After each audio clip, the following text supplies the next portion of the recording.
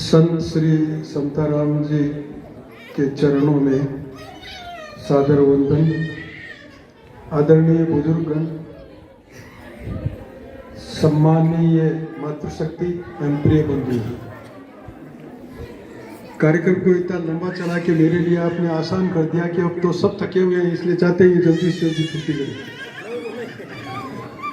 दूसरा, कार्यक्रम में आपने बालिकाओं को बहुत ज्यादा मौका दिया, कुछ बना लोगों को भी मौका दीजिए ताकि वो भी कुछ ऐसे कुछ दिखा सके। आप लोग तो 22 लोग तो एजुकेशन में भी सिंसियरली बहुत आगे बढ़ गए हैं, लेकिन बच्चे थोड़े हम बन रहे हैं, उनको थोड़ा बनाओ को भी सिंसियर बनाओ। आज हम इकट्ठे हुए हैं दीपावली स्नेह मिलन के लिए। दीपावली कब प्रारंभ हुई? जब भगवान राम ने रावण को समाप्त किया और वापस 14 वर्ष के वनवास के बाद घर लौटे, तब दीपावली प्रारंभ हुई। हमने कौन सा रावण मारा है जो आज अपन यहाँ दीपावली का स्नेह मिलन मना रहे हैं? किसी रावण को मारा है क्या? रावण से मतलब कोई व्यक्ति से थोड़ा ही है, कोई विचार से थोड़ा ही है। हमारे अंदर बैठी हुई वो प्रवृत्तियां, वो दुष्प्रवृत्तियां, जिन्होंने हमको रास्ता भटकाया, जिन्होंने हमको उस वीणा के तारों से दूर किया है, उस वीणा के तारों को बजाना हम भूल गए। उस रावण को मारने के लिए हमने क्या किया? अगर उसके बारे में हम कुछ करते हैं, अपने आप को निर्मल बनाने के लिए कुछ करते हैं, तो हमारा ये दीपावली स्नेह मिलन मनाने का सार्थकता, मनाने की सार्थकता है। अन्यथा ये तो एक फॉर्मेलिटी बन के रह जाएगी। ठीक है, हम आपस में मिल लिए, हंस लिए, बोलिए, लेकिन इससे समाज की आज की स्थिति है वो सुधरेगी नहीं। समाज की आज की स्थिति का जैसा वर्णन महाराज ने किया था अभी, और जिस प्रकार से आगे बढ़ने की बात कही थी, जब तक उस मार्ग पे हम नहीं चलेंगे, अपने अंतर की वीणा को झनकार नहीं देंगे, तब तक समाज की स्थिति सुधरेगी नहीं। और जहां तक संगठन की बात है, कोई भी एक संगठन समाज की इस गिरी हुई स्थिति में एक ही संगठन सबको, सभी तरह की हमारी जो कमियां हैं, सभी तरह के हमारे जो अभाव हैं, उनको दूर कर दे, ये संभव नहीं है। आज एजुकेशन में हम पिछड़े हैं, ये तो ठीक है, लेकिन उससे भी ज्यादा खतरनाक बात यह है कि आज एजुकेशन में जो बढ़े हुए हैं वो भी नैतिक एजुकेशन से, नैतिक शिक्षा से दूर है। जब तक नैतिक शिक्षा हमारे अंदर नहीं आएगी, वो हमारी वीणा के तार अभी तक सुस्त पड़े हैं। उन वीणा के तारों को झंकृत करना है। और नैतिक शिक्षा कब होगी? जब हमारे अंदर संस्कार डालेंगे। उन संस्कारों को डालने का काम आज की समाज को स्थिति से सुधारने के लिए सबसे मुश्किल काम है। काम तो और भी बहुत है। आज हम एजुकेशन में पिछड़े हुए हैं, उनको आगे ले जाना है। हम उद्योग धंधों में नहीं जा रहे हैं, उनको आगे ले जाना है। हम जो एडमिनिस्ट्रेटिव सर्विसेज है उसमें नहीं जा रहे हैं, उसके लिए भी प्रयास करना है। हम जो राजनीति में पिछड़ते जा रहे हैं, उसके लिए भी प्रयास करना है। लेकिन सबसे मुश्किल काम है संस्कार निर्माण। और आप जानते हैं, जिस समाज ने हजारों साल से धीरे धीरे धीरे धीरे इस स्थिति को प्राप्त किया है, उसको वापस सुधारने में पता नहीं कितने हजार साल लगेंगे। एक मकान को गिराना आसान है, लेकिन उसको बनाना हो तो बहुत समय लगता है। बुलडोजर चल के और घंटों में सब मकान समाप्त हो सकता है, खत्म हो सकता है, लेकिन वापस मकान बनाएंगे तो समय लगेगा। यही स्थिति हमारी है। कहाँ रामायण का काल था जब राम कहते हैं ये गद्दी तेरी है, भरत कहते हैं ये गद्दी तेरी है, और कहाँ से हम धीरे धीरे उस युग में आ गए जब पांडव तो कहते हैं कि हमारी है, लेकिन कौरव कहते हैं नहीं, तुम्हारी कुछ नहीं, तुम जाओ यहाँ से, हमारी है। और उससे नीचे गिरते गिरते गिरते आज कहाँ आ गए हम। हमारा इतिहास उज्जवल है, लेकिन इतिहास जिन लोगों ने उज्जवल बनाया, क्या उनके जीवन की कुछ बातों को हमने उतारने का प्रयास किया है? दुर्गादास जी ने मारवाड़ को, जब कोई उसका रक्षक नहीं था, जसवंत सिंह जी का स्वर्गवास हो गया था और अजीत सिंह वगैरह तो जन्मे थे, ऐसी स्थिति में मारवाड़ की रक्षा करते हुए मारवाड़ को पुनः प्राप्त किया। जिस सबसे बड़ा योग था उस दुर्गादास को, जब अजीत सिंह जी गद्दी पर बैठे और जब वहां का व्यवहार देखा कि आपसे खींचातान हो रही है और अगर मैं क्या रहूंगा तो गृह युद्ध चालू नहीं हो जाए, चुपचाप वहां से निकल गए। क्या हमने उससे सीख लिए? हम तो भाई भाई घर में लड़ रहे हैं। कहीं हम ऐसा सुनने को तैयार हैं कि अगर कोई कहता है भाई तेरे को 5% कम मिला है, कोई बात नहीं, इसी में संतोष कर, तो हम संतोष कर लें? नहीं, दुर्गादास जी हमको याद नहीं आते, हमको चुंडा याद नहीं आते।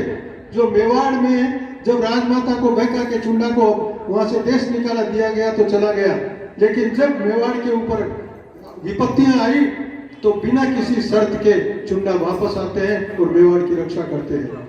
क्या हमको हमारे परिवार की वो चिंता है? हम आपस में क्यों उलझ रहे हैं?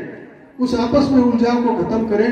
जब तक हम खुद अपने आप को सुधारेंगे नहीं, दुनिया में हम दूसरा कुछ काम नहीं कर सकते।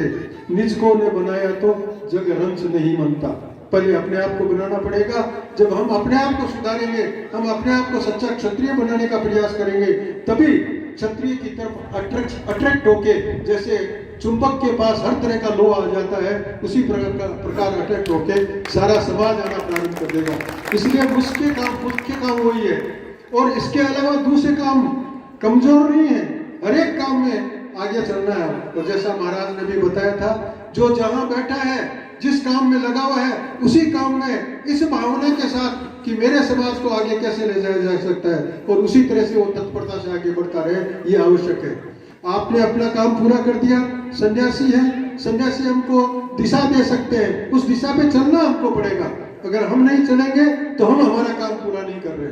और इसलिए आपने जो इतना तपस्या करके और हमारे लिए जो सबसे आदर्श स्थिति हो सकती है उसका बयान किया, उस पर चलने का मार्ग बताया, उस मार्ग का भी आपकी जो तपस्या थी उसका भी हमने बिल्कुल बंटा ढार कर दिया, उसका हमने कोई लाभ नहीं लिया।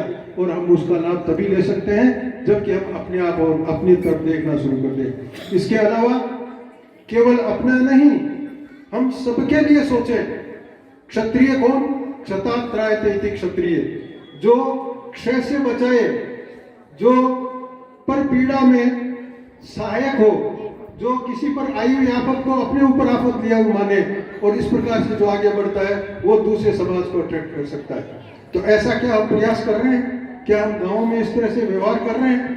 हम क्यों किसी को रहकारा दें? क्या फर्क पड़ता है अगर हम उसको भी बराबर सम्मान के साथ बात करें तो? और इसी बात से लोग खुश हो जाएंगे। बहुत सी जातियां ऐसी हैं जिनको लोग कुचल रहे हैं, उनको आप प्यार से बात करेंगे, वो आपके साथ आ जाएंगे। और अभी भी उनको विश्वास है कि अगर हमारा कोई रक्षक है तो राजपूत है।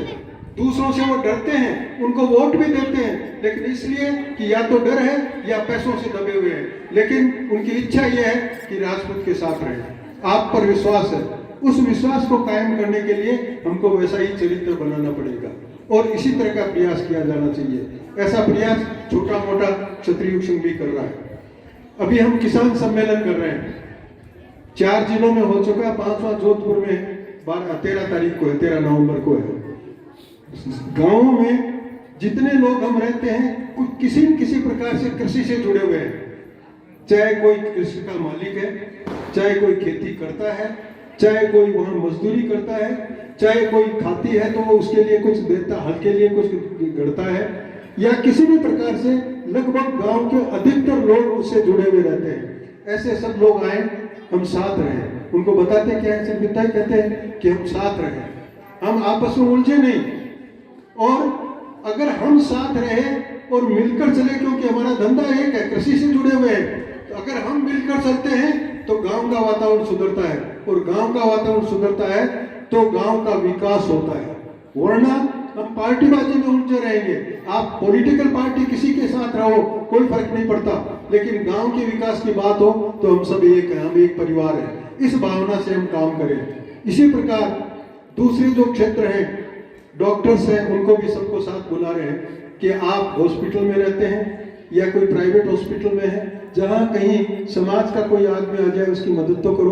कोई गरीब ऐसा आ जाए, किसी भी समाज का हो, जिसको कोई देखने वाला नहीं हो, उस पर थोड़ा ज्यादा ध्यान दे दो तो क्या फर्क पड़ता है। और अगर उतना से हम करते हैं तो उससे वो भी हमारे साथ जुड़ते हैं। इसी प्रकार का एडमिनिस्ट्रेटिव ऑफिसर्स का भी हम सबका सम्मेलन कर रहे हैं, और उस सम्मेलन के माध्यम से उनको भी ये सिखा रहे हैं कि आप तो परस्पर आपस में मिलकर रहो ही, ताकि एक जगह से दूसरी जगह तक समाचार पहुंच जाए, कोई मेरा एक आदमी आ रहा है, इसका काम सही है, देखना, और सही लगे तो करना।